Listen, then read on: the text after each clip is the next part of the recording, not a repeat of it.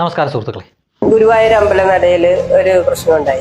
Cinema junior ആർട്ടിസ്റ്റുകളെയൊക്കെ ഒരു മര്യാദ ഇല്ലാത്തതുകൊണ്ടാണ് അവർ കാണുന്നത്. നമ്മുടെ കൂടെയുള്ള ഒരു സഹപ്രവർത്തനെ ചായ കുടിക്കാനായിട്ട് അയാളോട് അപ്പുറം ചെന്ന് കഴിഞ്ഞിട്ട് കണ്ട് തരൂലാന്ന് എന്തോ പറഞ്ഞു. ഇവന്റെ ബോഡി ഗാർഡാണോ ആരാന്നറിയില്ല, ഒരാള് പിടിച്ച്, ഒരു കറുത്ത ഇതിട്ട ഒരാളാണ്, അയാള് പിടിച്ച് പിടിച്ചിട്ട് മൂക്കിന്നൊക്കെ ചോര വന്ന് പല്ലൊക്കെ പോയി ഭയങ്കരമായിട്ട് സങ്കടപ്പെട്ട് നിൽക്കുമ്പോ ഞങ്ങളത് ചോദ്യം ചെയ്തു. ഈ പറഞ്ഞാല് തെറ്റ് കണ്ടാൽ നമ്മളവിടെ ചോദ്യം ചെയ്യുമല്ലോ. 10 ദിവസത്തെ വർക്ക് ഉണ്ടായിരുന്നു. നിങ്ങൾ നിങ്ങളുടെ കാര്യം നോക്കും, നിങ്ങൾ എന്തിനാണ് ഒരു നമ്മളോടൊരു പുച്ഛമായിട്ട് ഇയാള് സംസാരിച്ചു. ഷൂട്ട് നിർത്തിയൊക്കെ വെപ്പിച്ചു ആൾക്കാര്. പോലീസ് വന്ന് അത് കഴിഞ്ഞിട്ട് ഇയാള് വിളിച്ചോണ്ട് പോയിട്ട് ഇയാളുമായിട്ട് കോംപ്രമൈസ് ചെയ്ത് ഇയാൾക്കും കണ്ട് 20,000 രൂപ കൊടുത്ത് ഒതുക്കി തീർത്ത്. അന്ന് ഈ പ്രതികരിച്ചതില് പിറ്റേ ദിവസം പ്രതികരിച്ചവർക്ക് ആർക്കും വർക്കില്ല. അഭിനയ തൊഴിലാളിയും സിനിമയൊക്കെ സംവിധാനം ചെയ്തിട്ടുള്ള ആളുമായ പൃഥ്വിരാജ് വിവാദങ്ങൾക്കൊരു പഞ്ഞവുമില്ലാത്ത വ്യക്തിയാണ് അയാൾ.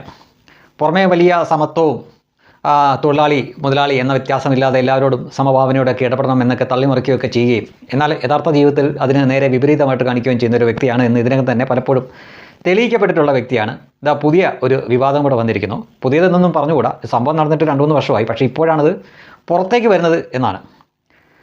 ഈ സിനിമാ തൊഴിലാളി പറയുന്ന പോലെ തന്നെ സിനിമാ തൊഴിലാളി തന്നെയാണ് ഇവരും. അവരുടെ ഭാഷയിൽ ജൂനിയർ ആർട്ടിസ്റ്റ് എന്ന് പറയും, നമ്മൾ അവരെ സിനിമാ തൊഴിലാളി എന്ന് തന്നെ പറഞ്ഞാൽ മതി. കുറഞ്ഞ ശമ്പളത്തിന് കൂലിക്ക് ജോലി ചെയ്യുന്ന സിനിമാ തൊഴിലാളി, പൃഥ്വിരാജിനെ പോലെയുള്ളവർ കൂടിയ ശമ്പളത്തിന് ജോലി ചെയ്യുന്ന സിനിമാ തൊഴിലാളി. അപ്പോൾ കുറഞ്ഞ ശമ്പളം വാങ്ങുന്ന അഥവാ ദിവസ വേതനത്തിന് ജോലി ചെയ്യുന്ന ഇതുപോലെ ഈ പറയുന്ന ജൂനിയർ ആർട്ടിസ്റ്റുകൾ എന്ന സിനിമാ തൊഴിലാളികളും ഈ സിനിമ എന്ന വ്യവസായ മേഖലയിലുണ്ട്. അപ്പോൾ അവർക്ക് നേരിട്ട ഒരു ദുരനുഭവം പറയുകയാണ്. ഗുരുവായൂർ അമ്പലനടയിൽ എന്ന സിനിമയുടെ സെറ്റിലായിരുന്നു ആ ദുരനുഭവം ഉണ്ടായത്. അവരുടെ കൂട്ടത്തിലുള്ള ഈ ദിവസവേതനത്തിന് വന്ന് ജോലി ചെയ്യുന്ന ജൂനിയർ ആർട്ടിസ്റ്റ് അഥവാ സിനിമാ തൊഴിലാളി ചായയോ മറ്റോ എന്തോ ചോദിക്കാൻ ചെന്നപ്പോൾ കൊടുത്തില്ല എന്ന് മാത്രമല്ല, ആ വ്യക്തിയുടെ മൂക്കിടിച്ച് ചമ്മന്തിയാക്കുകയും ചെയ്തു. ആരാണ് ഇത് ചെയ്തതെന്ന് വ്യക്തമായിട്ട് അവർ പറയുന്നില്ല എങ്കിലും ചില സൂചനകൾ നമുക്ക് തരുന്നുണ്ട്. അതായത് ബൗൺസർമാരുടെ വേഷത്തിൽ കറുത്ത ഡ്രസ്സൊക്കെ ഇട്ട് നിന്ന ഒരാളാണ് അത് ചെയ്തത് എന്ന് പറയുന്നുണ്ട്.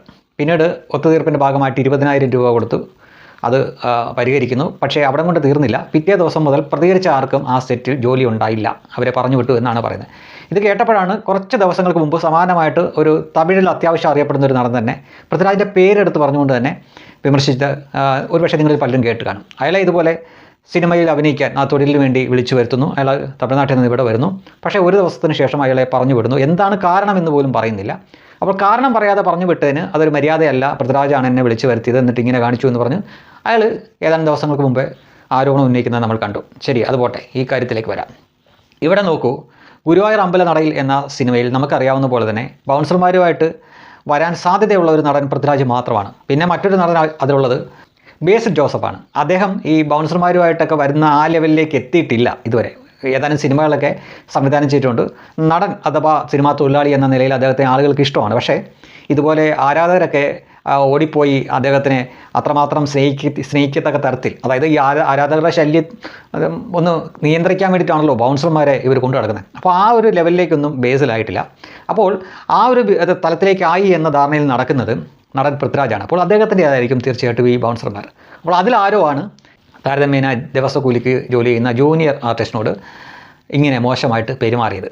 എന്നാൽ തെറ്റ് തൻ്റെ ആളുടെ ഭാഗത്താണ് എന്ന് മനസ്സിലാക്കിക്കൊണ്ട് അവരെ തുടർന്ന് ജോലി ചെയ്യാൻ അനുവദിക്കുകയല്ല ആ വ്യക്തി ചെയ്തത്. തീർച്ചയായിട്ടും അതിൻ്റെ സംവിധായകൻ ആരാണെന്ന് എനിക്കറിയില്ല, ഒരുപക്ഷെ നമ്മൾ ഗൂഗിൾ നോക്കേണ്ടി വരും. ഗുരുവായൂർ അമ്പലനടയിൽ എന്ന സിനിമയിൽ പ്രധാനപ്പെട്ട 4 പേരെ പറയാൻ പറഞ്ഞാൽ, അല്ലെങ്കിൽ 4-5 പേരെ പറയാൻ പറഞ്ഞാൽ നമുക്കറിയാവുന്നത് പൃഥ്വിരാജ്, ബേസിൽ ജോസഫ്, പിന്നെ നിഖില, അതേപോലെ തന്നെ അനശ്വര, അതിനകത്ത് ജഗദീഷും ഉണ്ട്. അങ്ങനെ ഏതാനും പേരെ നമുക്ക് പേരെടുത്ത് പറയാൻ പറ്റും. സംവിധായകൻ ആരാണെന്ന് അറിയില്ല, നോക്കിയാൽ അറിയാൻ പറ്റത്തുള്ളൂ. അപ്പോൾ ചുരുക്കി പറഞ്ഞു കഴിഞ്ഞാൽ ആ സിനിമയിൽ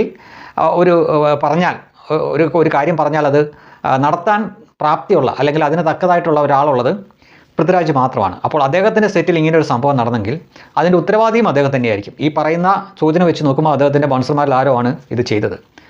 ആ പ്രശ്നം സോൾവ് ആക്കി, കാശ് കൊടുത്ത് സോൾവ് ആക്കി, പക്ഷേ പിന്നീട് അവരെ ജോലിക്ക് വെച്ചില്ല എന്ന് തന്നെ പറയുമ്പോൾ ഇയാൾ ഈ പുറത്തിറങ്ങി അടിക്കുന്ന വാചകവും ഇയാളുടെ യഥാർത്ഥ ജീവിതത്തിൽ ചെയ്യുന്ന പ്രവൃത്തിയും തമ്മിൽ ഒരു ബന്ധവും ഇല്ല എന്ന് നമുക്ക് കാണാൻ സാധിക്കും.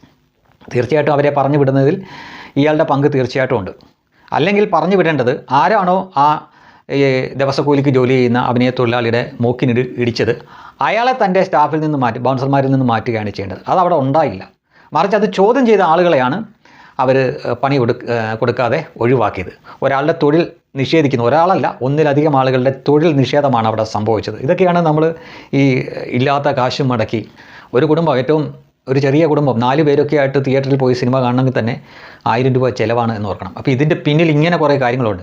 ഇവരെയൊക്കെ എന്തിനാണ് നമ്മളിങ്ങനെ ഈ ആകാശത്ത് കാണുന്നതാണല്ലോ നക്ഷത്രങ്ങൾ, സ്റ്റാർസ് എന്നൊക്കെ ഓമന പേരിട്ട് വിളിക്കുന്നത്.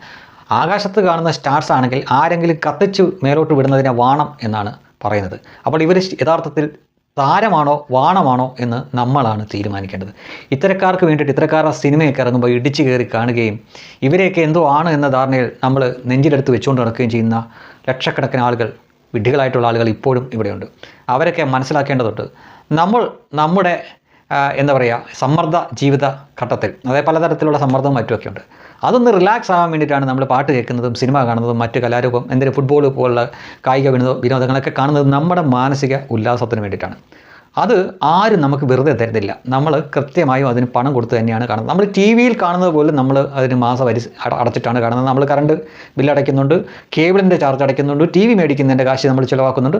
അങ്ങനെ ഇതെല്ലാം ചിലവാക്കി തന്നെയാണ് നമ്മൾ ഈ സംഗതി എല്ലാം കാണുന്നത്. ആരും നമുക്ക് വെറുതെ തരുന്നില്ല. നമുക്ക് താല്പര്യമുള്ളത് കാണാം, ഇല്ലെങ്കിൽ ഒഴിവാക്കണം. അത് സിനിമയാണെങ്കിലും വ്യക്തിയാണെങ്കിലും. അതിനപ്പുറം ഇവരെ ആരെയും എടുത്ത് നമ്മൾ നെഞ്ചിലേക്ക് എടുത്ത് വെക്കേണ്ട കാര്യമേ ഇല്ല.